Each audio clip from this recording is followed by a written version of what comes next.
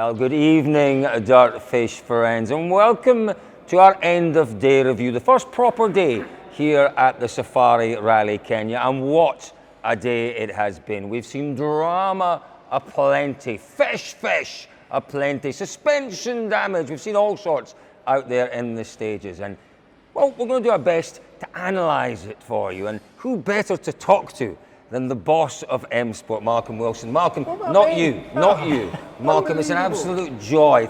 First of all, Malcolm, thank you very, very much for hosting us this weekend. Thank you for having us. You've made us feel most welcome. It's an absolute pleasure, and it's great for me to have such history in the background when we're talking about such an iconic event.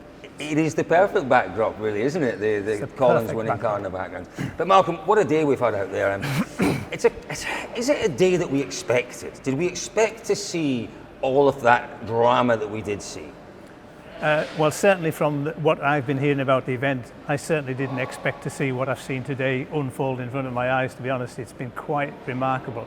You know, I think we were definitely, certainly myself, I was under the impression that it was going to be more like a European type event, and that you wouldn't have the difficult stages as we used to have in all those years gone by. But from what I've seen today, it's just absolutely, for me, it doesn't look any different to what Safari did 20 years ago. Yeah, I mean, can you remember a day like it? Even back then, can you remember a day in the championship like today? Yeah, I think, to be honest, there were certain days on Kenya that was probably very similar to what's happened today. I mean, but I think what we're seeing now is that, you know, it's a new event for everybody.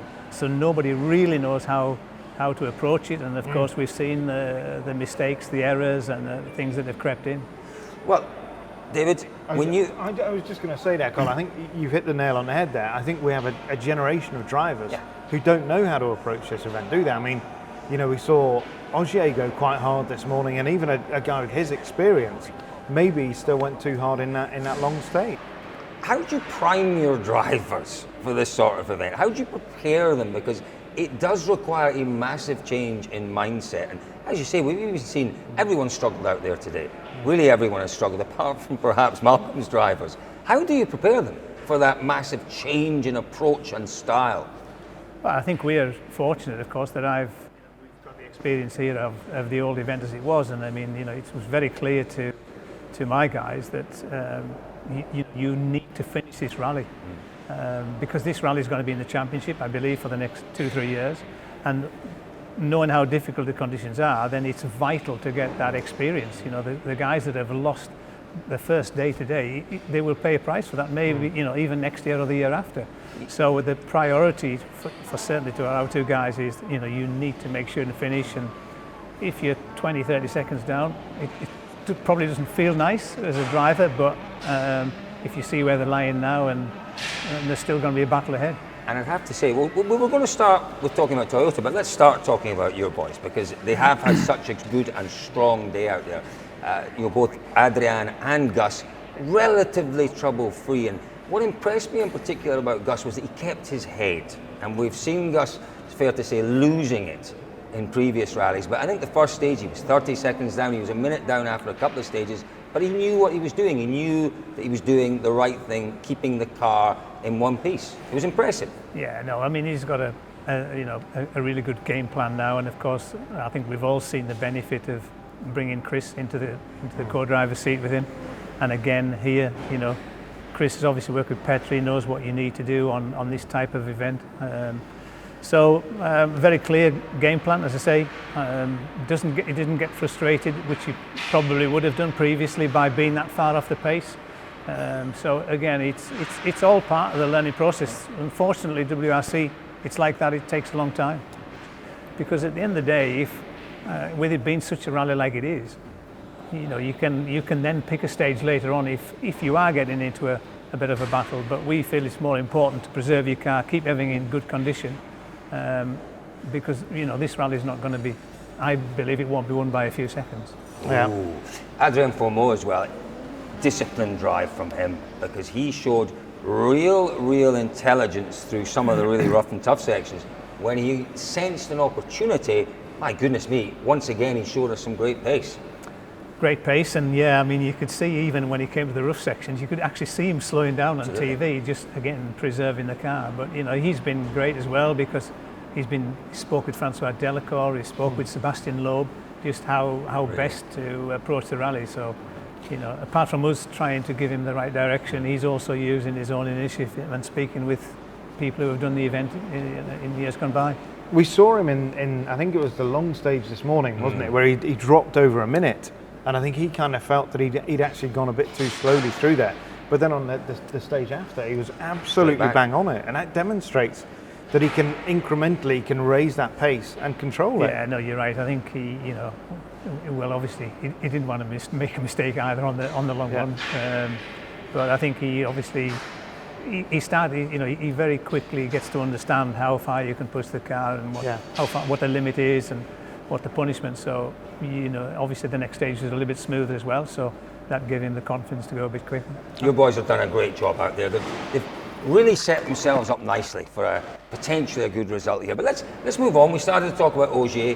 Ogier did lose a lot of time early on in the rally. Never write him off. He can still win this one. The man who I don't think can win it though is Elfyn Evans. Malcolm, a strange one because we know that drivers, their natural instinct is to cut as much as they can, but here, unless you know what's hidden in a bush or in the grass cuts, you just don't go near it. If Evans had been your driver taking that cut, would he have had a little telling off? It looked to me to be a little bit greedy almost. I think there's no question. If because knowing how long the rally is, how difficult it is, I mean everybody tries to nibble that extra few millimeters, and you know it was. In fairness, he got caught out under the bush, but you know Elfyn's paid a heavy price for that small mistake, and I'm sure again knowing Elfyn, it's something that he won't do again. That is for sure. No. But coming back to Seb, you know, for me again, it's just so interesting. You know, he had a burst damper, and in all honesty, you know, the next stage, without question, he could have gone. If you look at the time he dropped on the first one, he could have gone a lot quicker. But again, you know, he's just been very, very clever, very smart. Lost a lot of time, but knew that at the end of the day he's still in the rally, and let's be honest, he's back in the fight again. And when we look at a young driver, one of the youngest drivers in the rally, who had a similar issue, we understand, young Solberg, pushed on a little bit too much with a broken damper, and it was game over for him. So the comparison there is I think reasonable, and the differences are obvious. It's just experience. Yeah. It's all about experience. Yeah, absolutely. Kalle Rovanperä. Now, we sat and we watched in some degree of disbelief Rovanperä at the start of that stage, fish everywhere, and then whoosh, the car stops. When I saw the helicopter picture, I thought he was off the stage and he'd crashed. Stuck in the fish. Shouted. I may have got a little bit excited. You know, it took us all back, didn't it, to Richard Burns in the fish at the service park all those years ago. It's astonishingly punishing, that surface. Yeah, it is, and I must admit, I'm really surprised at what actually happened. You know, I mean, you don't know the whole facts and everything like that, but obviously, you know, I think, you know, we're certainly running our cars at the highest they've ever run. And again, because, you know, you're not looking for out performance. So I don't know, I wouldn't want to criticise, but, you know, for the car to beach out like that, obviously then they certainly probably not running the same sort of ride height that well, we were. What was interesting, Malcolm, was that your car was in next with Gus, and we expected right from the start to see that fish coming over the windscreen. It almost looked like a different stage because you were running that much higher. Yeah, well, I mean that's the difference why why we weren't getting so much dust and rubbish on the windscreen and everything like that. But you know, in fairness, it was still difficult for our guys as well. Now, we talked about. We didn't do Taka though. Well, Taka's had a decent day, but let's just move on. Taka's had a decent day. We talked about the three. Taka's had an excellent day. When I do the summary at the end, I'll do. I never underestimate Taka-san. We love him. We genuinely love him at DirtFish. But we're moving on. We're moving on to Danny Sordo. We talked about Elfyn Evans cutting a little bit, and maybe he was to blame a little bit. Sordo was just such a strange one. Such a strange one. It looked as if something broke on the rear. Clearly, he hit something, and it broke. But we can't really put that down to driver error, I don't think, not from what we've seen. Is that reasonable? No, from what I've witnessed on the TV, then for me, Danny hit something really had a big impact on the sump guard, which, from what I can see, had an impact on his steering. I think he'd bent something on the steering, because for me the steering locked. He couldn't move the steering. Yeah. So I think, you know, Danny was in basically no man's land once that happened. There's nothing he could do, and it was quite a high-speed section. You can see, when you've got the camera facing the drivers, you can see, can't you, in the look in their eyes, that was complete shock. Yes. You know, he didn't. And they know, don't they? When they made a mistake, it's like, oh, I want to get it back. There was none of that. It was like, whoa, hang on a minute. What happened? No, he physically couldn't do anything. I think, you know, as a team boss, then saw those your safety nets in terms of your manufacturer points. It changes your approach, doesn't it? Because he's gone, he's out there, you don't have a safety net anymore. In terms of the manufacturers, it then puts a little bit of extra pressure on the other two drivers. For sure, I mean, it'll be quite difficult for Andrea now at the moment, because he's got two guys there, and let's be honest, we know they both want to win. They both want to win, yeah. So he's got quite a task on his hands at the moment, trying to, to make sure that he gets the result that he's looking for, and I think, you know, they are both going pretty hard. They've both had issues, and that tells you that, you know, if you're getting punches and everything like that, okay, it is easy, but that tells you that they're both pushing, and I think they could maybe just knock it back a few percent, probably. If you were going to offer Mr. Adamo some advice tonight, we could get him on the phone. What would you what would your advice be to him? Because you know both drivers very well. I know both drivers very well, and I mean, I know what challenge Andrea's got, to be honest. So it would be nice to be in that position, you know, to be able to advise the guys. But no, I mean, I think the car is obviously very good there. So I think they just need to, you know, maybe come back a few percent tomorrow. But do we think a bit of a strange day for Tanak? Yes, because he's not really had any issues, has he? But he's not been. Is that perfect management from Tanak? Is Tanak capable of that? You know him. Is he capable of really being disciplined and zoning in and saying, "I've got to look after the car today"? Because that's kind of what it looked like he was doing. No, I think he was, and in fairness, you know, because he could have reacted very early on to Thierry's pace, but in all honesty, he didn't. So I think, in fairness to White, I think he has, you know, he's got a good game plan. But having said that, you know, he has had a couple of punches or whatever. Yeah. So. Neville had a very strange one. Coming out of stage 6, he had a puncture, he had a broken wheel.